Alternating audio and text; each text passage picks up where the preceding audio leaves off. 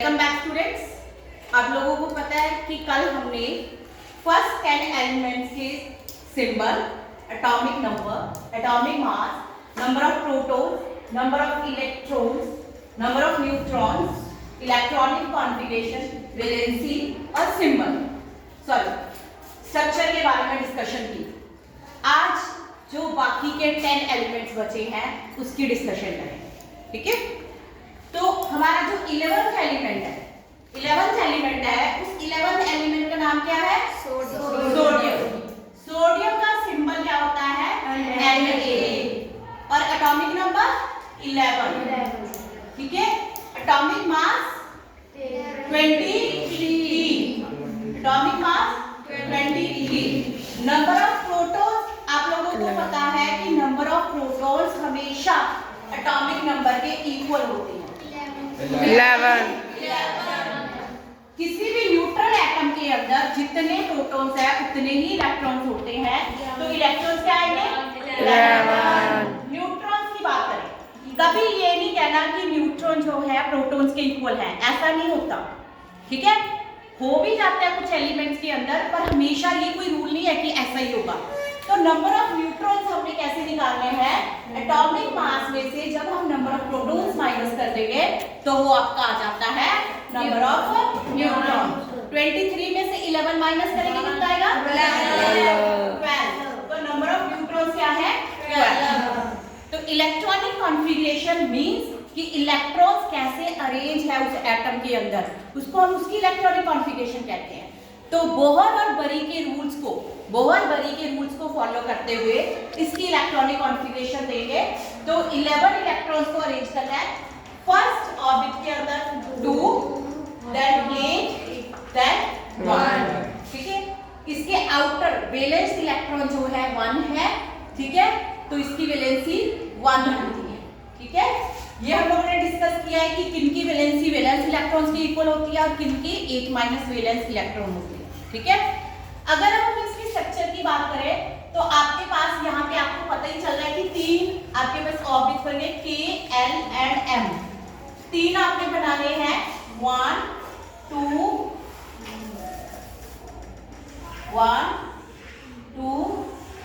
3, ठीक है बेटा। फर्स्ट के अंदर आपके 2 इलेक्ट्रॉन्स हैं, सेकंड के अंदर आपके 8 इलेक्ट्रॉन्स हैं। आपने ड्रॉ करते टाइम ये ध्यान रखना है कि कोशिश करो कि ये ना हो कि एक ही जगह कटके से करके बना दो, है ना। तो डिस्टेंस इनमें प्रॉपर रहना चाहिए। और लास्ट के अंदर आपके पास 1।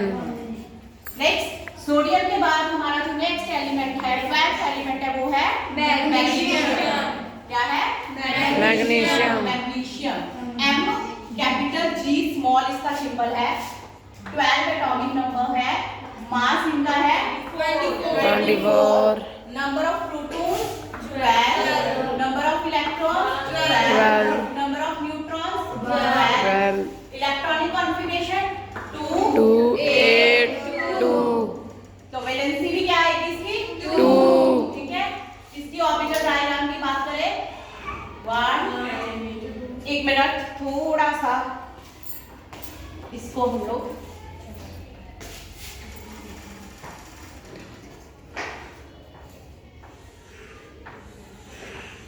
ठीक है।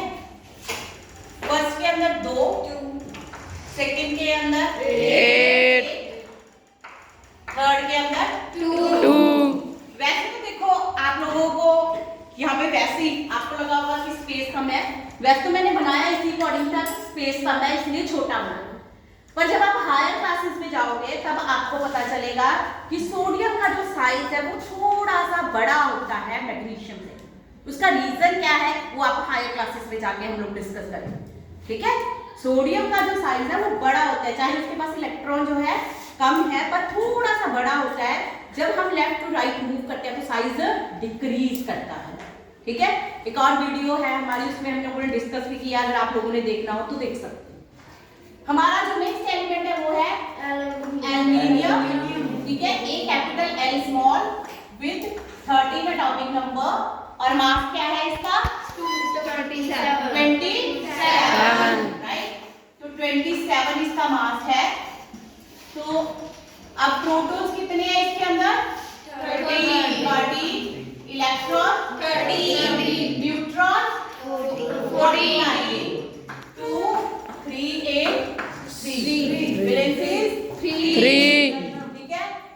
इसका डायग्राम बनाए। 2 8 3 1 2 and 3 राइट। उसके बाद एल्यूमिनियम के बाद एल्यूमिनियम के बाद सिलिकॉन, एल्यूमिनियम के बाद सिलिकॉन, सिलिकॉन इज 14, ठीक है। और मास, एटॉमिक मास 28। तो आपका जो है नंबर ऑफ प्रोटॉन 14, इलेक्ट्रॉन भी 40, न्यूट्रॉन भी 14, 2 8 4 तो इसकी वैलेंसी भी 4, 4 ठीक है। ये इसका है बेटा, ये इसका है, ये इसका है। अब मैं इसका सिलिकॉन का यहाँ पे बना लूँ 1 2 3, ठीक है। पहले के अंदर 2 के, जो के शेल है उसके अंदर 2, एल के अंदर 8 और एम के अंदर 4, ठीक है। समझ आ गई बात? नेक्स्ट सिलिकॉन के बाद फास्फोरस, फास्फोरस का symbol P, atomic number 15, atomic mass 37, atomic mass 31, ठीक है। इसका 15 से मतलब अगर डबल करते हैं उससे थोड़ा ज्यादा है, 31 है।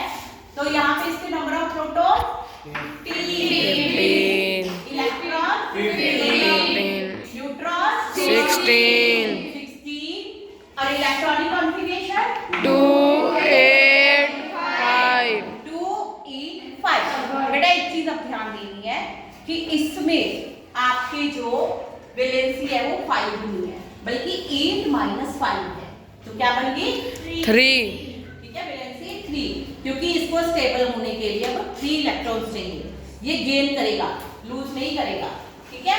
तो इसकी अगर हम बनाए ऑब्जेक्ट आएगा 1 2 3, ठीक है। फर्स्ट के अंदर 2 इलेक्ट्रॉन्स, सेकंड के अंदर 8, ठीक है, थर्ड के अंदर 5, 1 2 3 4 and 5, ठीक है। नेक्स्ट फास्फोरस के बाद फास्फोरस के बाद सल्फर, सल्फर 16, सल्फर का क्या है 16, और atomic mass 30, 32, number of proton 16, number of electron 16, number of neutron 7, 2 8 6। जैसे ऑक्सीजन के आउटर में 6 होते हैं, इसके भी आउटर में 6 है। 6, वैलेंसी 2। 2, अगर इसका डायग्राम बनाए 1 2 3 KLM, फर्स्ट के अंदर 2, सेकंड के अंदर 8, थर्ड के अंदर 6, 1 2 3 4 5 6, ठीक है। सिलिकॉन सल्फर के बाद हमारा आता है क्लोरीन, क्लोरीन, क्लोरीन का जो एटॉमिक नंबर है 70, मास 35। वैसे हम लोग जैसे कल हम लोगों ने कैलकुलेट किया था कि उसका मास 35.5 लिखते हैं, कल कैलकुलेट करके देखा था ना। पर हम लोगों ने, आपको पता है कि जो 75% क्लोरीन है वो वाले मास वाली है जिसका एटॉमिक मास 35 है। तो हम यहाँ पे 35 लेके कर रहे हैं, वैसे आपके पास 35.5 लिखा होता है, ठीक है। तो इससे हमारा जो है, क्योंकि ये भी आपको बताया था कि नंबर ऑफ न्यूट्रॉन प्रोटॉन हमेशा एक होल नंबर होंगे, वो कैसे 35.5 बना था वो भी आपके साथ डिस्कस हो चुका है।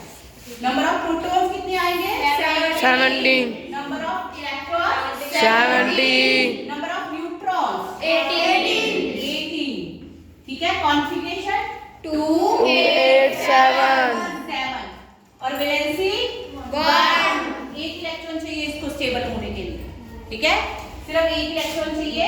तो इसका जो है स्ट्रक्चर की बात करें तो फर्स्ट शेल के अंदर 2, जो आपका K है 2, यहाँ पे नेक्स्ट के अंदर 8, ठीक है, और इसके बाद 7 2 3 4 5 6 7, ठीक है।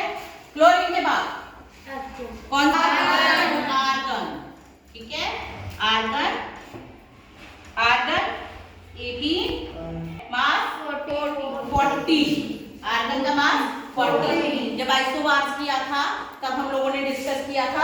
Number of protons 18 number of protons कितने 18 number of electrons 18 number of neutrons 22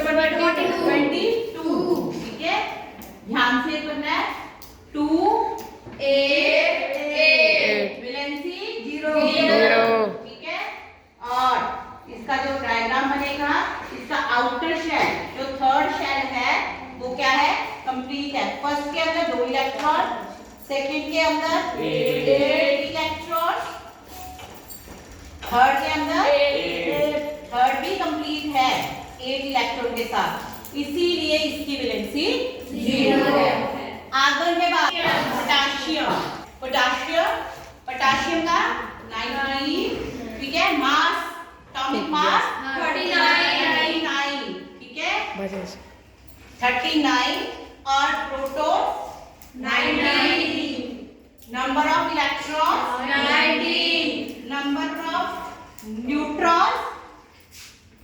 neutrons 20 तभी 39 बनेगा ना और इसकी इलेक्ट्रॉनिक कॉन्फ़िगरेशन 2 8 8 1 ठीक है बोहरबरी का एक रूल ये भी कहता है ना कि हमारे पास चाहे थर्ड में 18 इलेक्ट्रॉन्स आ सकते हैं 18 इलेक्ट्रॉन आ सकते हैं पर एक रूल ये भी है कि जो वैलेंस शेल होगा आउटर शेल होगा उसमें मैक्सिमम 8 इलेक्ट्रॉन होंगे ठीक है अगर हम 9th इलेक्ट्रॉन यहीं पे दे देते तो यहाँ पे आउटर शेल में 9 इलेक्ट्रॉन आ जाते तो ये बोहरबरी के रूल के अगेंस्ट होता इसीलिए इस केस में फोर्थ शेल पहले फिल हो जाता है शुरू हो जाता है ठीक है तो इसकी इलेक्ट्रॉनिक वैलेंसी क्या है 1 ठीक है यहाँ तक सब में हमने 3 ऑर्बिट किए थे K L M अब यहाँ पे हमारे पास चौथा ऑर्बिट भी आ गया कौन सा N के अंदर 1 इलेक्ट्रॉन है हमारा ठीक है तो मैं यहाँ पे आपको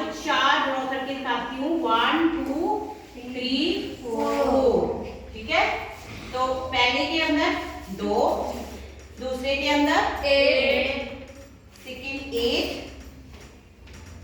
third 8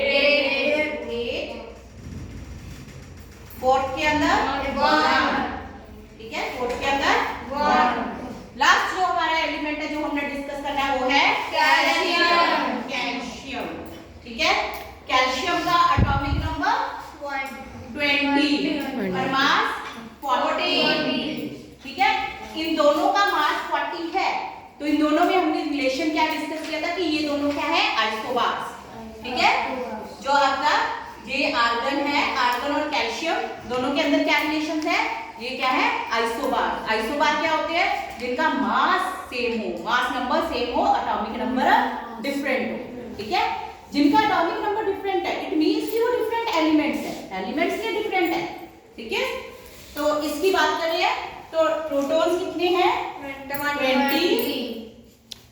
electrons 20 neutrons 20 electronic configuration 2 8 8 2 तो ये क्या हो गया इसका 2 आउटर शेल में 2 तो इसकी अगर हम बात करें तो इसका स्ट्रक्चर कैसे बनेगा देखो इसमें हमारे पास 1 2 3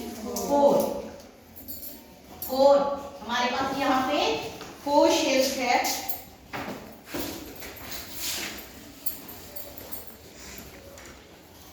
फर्स्ट के अंदर कितने इलेक्ट्रॉन है 2 सेकंड के अंदर 8 फर्स्ट के अंदर 2 सेकंड के अंदर 8 ठीक है थर्ड के अंदर 8